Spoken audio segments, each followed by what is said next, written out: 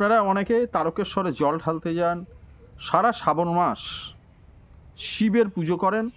অনেকের বাড়িতে শিবলিঙ্গ আছে, সমস্ত শিব ভক্তদের জন্য যে নিট বিধান কিভাবে পুজো করতে হয় এই জিনিসগুলো আপনাদের জানার আছে। আমি বলেছি আপনারা ওং নম শিবায় নম বলে শিবের যদি পুজো করেন সেটা শেয়ালের পুজো হয়ে যেত। কারণ সংস্কৃত হচ্ছে খুব কঠিন জিনিস, এক উচ্চারণগতভাবেই তাকে শুদ্ধ করা যায়, সেটা সাধারণের পক্ষে বলা অসম্ভব, আর এক মানে দাঁড়িয়ে যায়। তার কারণ কি হচ্ছে, তালবুসয় হস্যি বা শিব মানে হচ্ছে শিব শঙ্কর বা মহাদেব, যদি আকার বসানো যায় তাহলে সেটা শেয়াল হয়ে যায় শিবা। তালবুসয় হচ্ছে বয়াকার, শিবা মানে হচ্ছে শেয়াল, শেয়ালের সংস্কৃত নাম শিবা। এবং যদি ওই কার বসান, শিবা ওই যদি বলেন, তাহলে এবারে সেটা শিবা ওই হচ্ছে মা গঙ্গাকে বলা হয়। যদি ইনি যোগ করা হয় তাহলে সেটা শিবানী কালীতারা দুর্গা হয়ে যায়। সেই জন্যে ওং নম শিবায় নম বলে প্লেন পুজো করবেন না। আপনারা কিভাবে করবেন, আগে শিবের বীজ মন্ত্র যোগ করে নেবেন, তাহলে হয়তো আপনাদের উচ্চারণটা খানিকটা হলেও ঠিক হবে। যারা একদম শুদ্ধ সংস্কৃতের পণ্ডিত নয় তাদের জন্যেই এই বিশেষ বিধি আর কি। আপনারা হৌ হয়ে চন্দ্রবিন্দু ঔকার হৌ উচ্চারণটা ওং নম হৌ শিব আয় নম বলুন বা শিবায় নম বলুন, তাহলে কিন্তু সলিড শিবের পূজাই হবে। তা না হলে শিবের মাথায় শেয়ালেরই পুজো হয়। এবার আসি শিবের ব্রত, এই যে সোমবার আসছে শ্রাবণ মাসের, এ করলে কি কি ফল পাওয়া যায় এবং কিভাবে করতে হয়।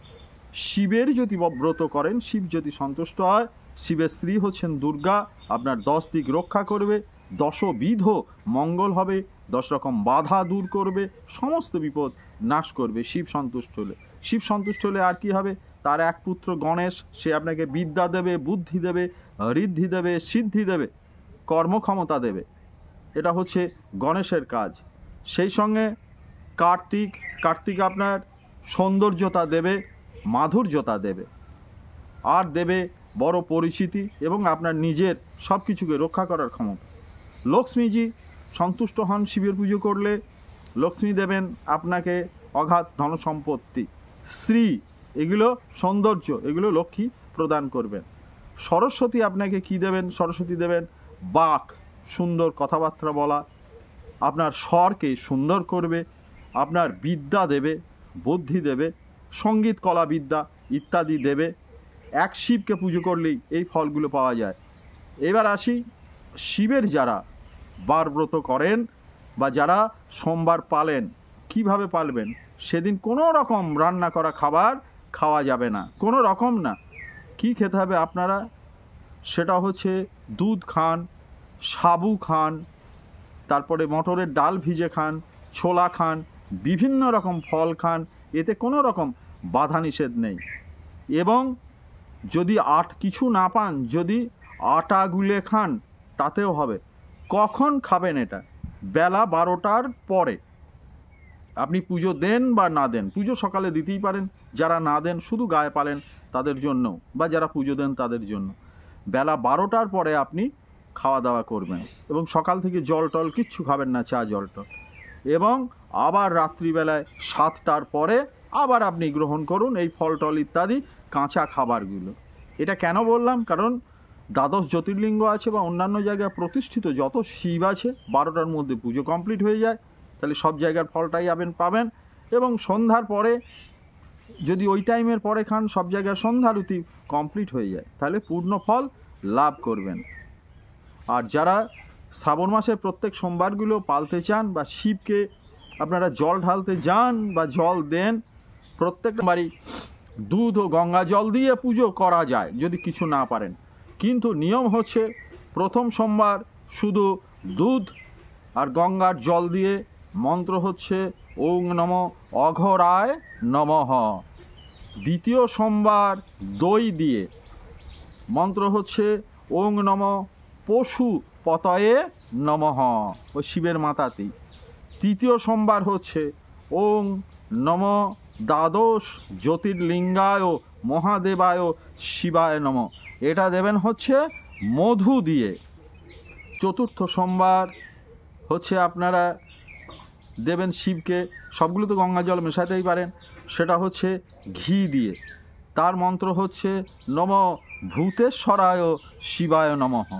আর যদি কোনো কোনো মাসে পঞ্চম সোমবার পরে, খুব ভাগ্যের ব্যাপার সেটা, যদি পরে, সেখানে গঙ্গার জলের সঙ্গে অবশ্যই কর্পূর মিশাবেন।